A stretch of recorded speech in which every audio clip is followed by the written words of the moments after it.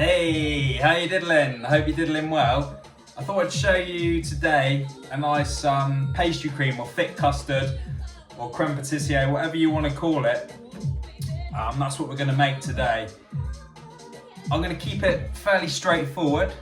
However, of course you can make any flavour you want. You can add flavour into it, you can add chocolate to it, infuse it, and I'll talk about that as we go. This is a fantastic base as well for things like soufflés, for little fruit tartlets, any confectionaries or pastries, cakes, etc.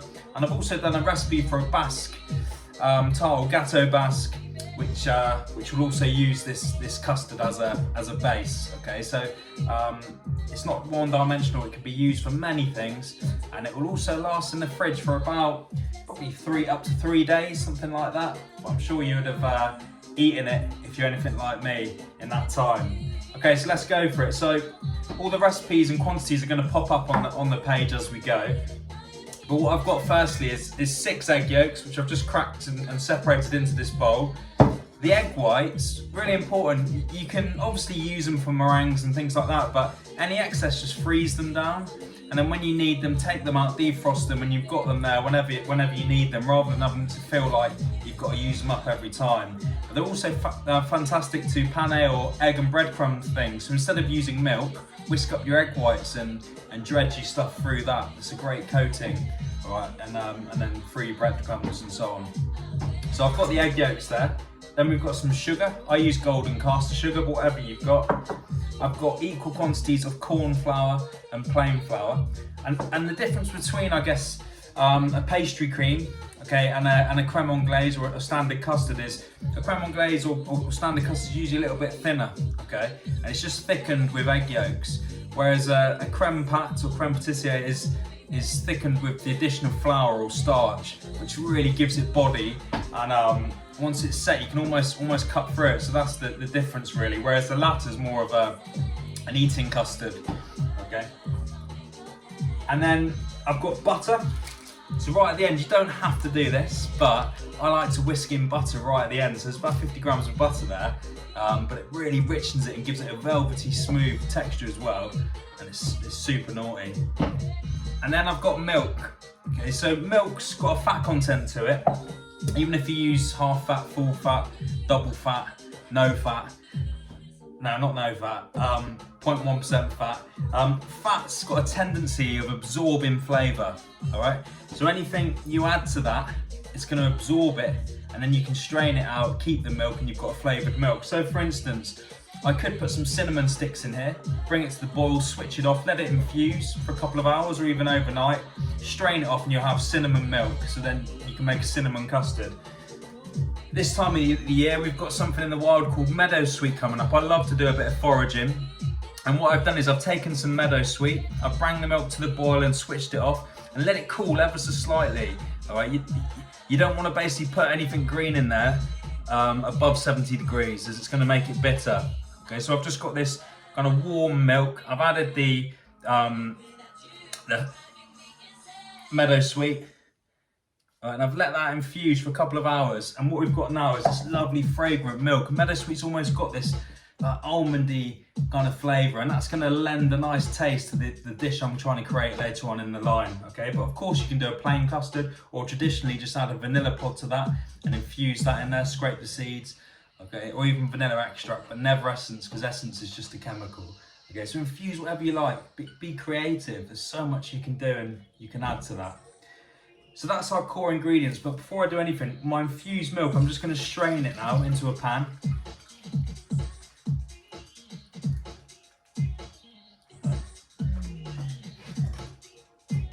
And then I'm going to pop over to the stove now, and we're going to bring this back to the boil and start to bring everything together. Quick little recap, so I've got my milk slowly coming up to the boil now. Really important that you've got control of that. There's nothing worse than the milk boils up over the stove and you've got to clean it and you get that horrible smell and so on. So gently coming up to the boil, and then in that time we can start to whisk our egg yolks and sugar together. But the key here is to make sure you've got all your ingredients weighed out prior to this, all your equipment ready, so when you come to cook, you're just concentrating on cooking, you're enjoying it, having fun, having a cup of tea, all right, or a glass of wine, beer, whatever it may be. So now we're going to whisk together the sugar and the egg yolks. You need to give some welly to this, a bit of elbow grease and get stuck in. And the egg yolks need to be kind of aerated and fluffy and almost doubled in volume, really, is what you're looking for. And then this will lighten them. So when you add the flour and whisk the flour in, it's going to incorporate in nicely and mix well. But later on down the line, it's vital for when you add the milk, which I'll come to. We're on the stove now. So what we need to do is we've got a lovely thick glossy egg yolk mix with the corn flour and the plain flour in there, and then we're going to slowly stream in. It doesn't have to be slow, to be honest. Just going to get our milk in there and whisk that in now. What this is going to do is just help mix in the flour, the eggs evenly, and then we're going to return this to a clean pan. Alright, as long as your milk isn't raging hot and you've whisked your eggs, okay, and your flour together so it's nice and light, when we add the hot milk, it's going to mix nicely and going to really come together because you've lightened those egg yolks. If the egg yolks weren't whisked enough and they're firm and solid, when you pour the milk on, they're just going to sit on top of the egg yolks, alright, and then there's a chance that you may scramble them. So that's why we really whisk up the yolks to lighten. Then into a clean pan. Make sure you get all the egg out of the bowl because that's your thickening agent just as much as the flour. We're going to whisk this over a medium heat until it starts to thicken. Right, it's going to go through 2 stages of thickening, and this is where sometimes mistakes can be made. Obviously, as it starts to heat up, when it gets around between sort of 70 to 80 degrees, the egg yolk's going to start to expand and thicken and tighten up, and your custard here will thicken, but then you must take it further and take it beyond that, because we almost need this to boil for the corn flour and the flour to thicken and cook out.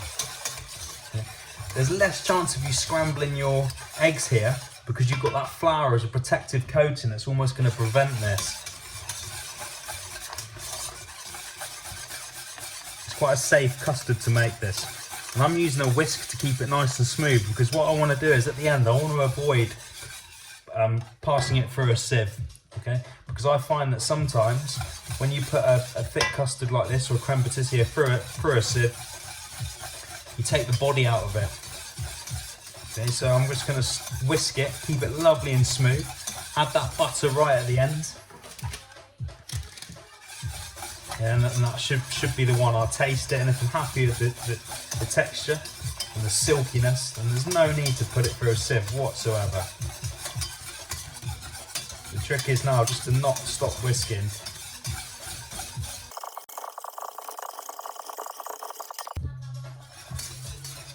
It's just starting to thicken now. I can feel it getting heavier on the whisk, and the consistency is changing.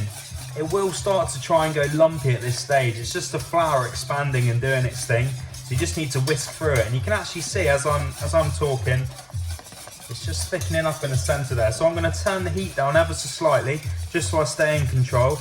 And I'm going to keep whisking now, don't stop, until it's lovely and thick and glossy. Look at that, just transforming now.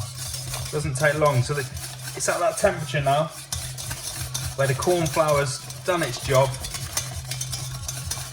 and that is absolutely delicious. Right, so now you almost want to bring it to the boil, and as soon as I see that bubble, there you go, I'm happy. I'm going to turn the heat off, give it a final whisk to make sure that it's nice and smooth.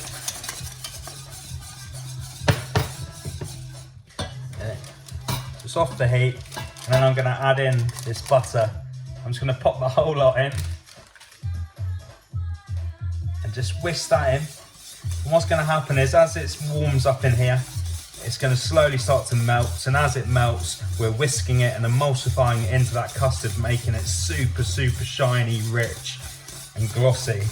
It really is a great way to finish the custard.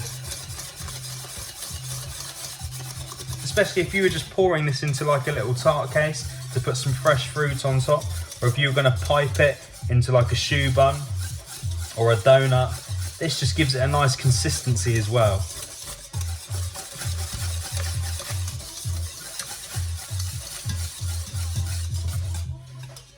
I think we're almost there. But you see, I haven't really panicked the whole time, always keeping control of the pan, keeping control of the heat. And as long as you're organised and got all your ingredients to hand, all your equipment to hand, there's no need to leave this custard. You just whisk, stand there, chill, again, have a sip of wine, have a sip of beer, have a cup of tea. And that's it, we're done. Now I'm going to transfer this into a bowl. I just want to take it out of the pan, purely because there's quite a lot of heat in this pan, residual heat, and I don't want it to overcook the custard or take it any further. But you can see it's on the bottom of that pan, it's not caught whatsoever. Lovely, smooth, shiny, glossy custard. And what's going to happen now is as it cools down, it's going to want to form a skin. So if you're not going to use it or eat it straight away, then you just want to pop a little bit of parchment over. You can just see now that lovely, beautiful custard. So I'm going to eat that. Wow. I'm going to put a little bit of parchment on top now, or this could be cling film. Basically, this is going to create a nice skin, okay, and prevent that custard from skinning over. Even though I like the skin of custard, it's not everyone's cup of tea, and it's not a nice finish. So I'm going to let that cool before I eventually pop it in the fridge, and then that will now last for up to 3 days, and that really is it.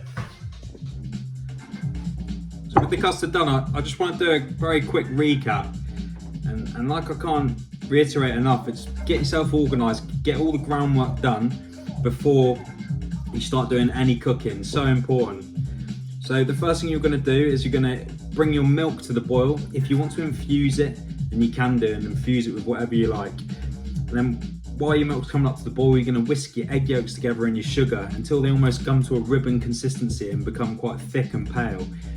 Then that will have opened them up for you then to add your 2 flours, okay, which will mix in easier. If you try and put the flours in at the start, it's all going to dry up and go all crumbly. So get those eggs aerated, get the flour in, whisk, and then you're going to pour your hot milk onto your eggs, whisk, and you get this lovely kind of emulsified mixture, very creamy. And then you're going to get back into a clean pan. Don't use the same milk pan because quite often it catches on the bottom and then you're at risk of burning your custard. Then you're going to pop your custard in the pan on a medium heat. Do not stop whisking, and keep whisking and whisking until it starts to thicken. The egg yolks will thicken. Whisk, it will start to go lumpy, whisk the lumps out, and then eventually it'll pretty much come to the boil and the cornflour will expand and thicken. Alright, as soon as you're done, pull it off the heat, add the butter, whisk that in until it's nice and shiny, and then remove your custard from the pan because you don't want to cook it any further. And then if you're not using it straight away, get your little cartouche or your bit of parchment or paper on top to stop that skin forming. And then you've got this beautiful custard, like so. Alright. Oh.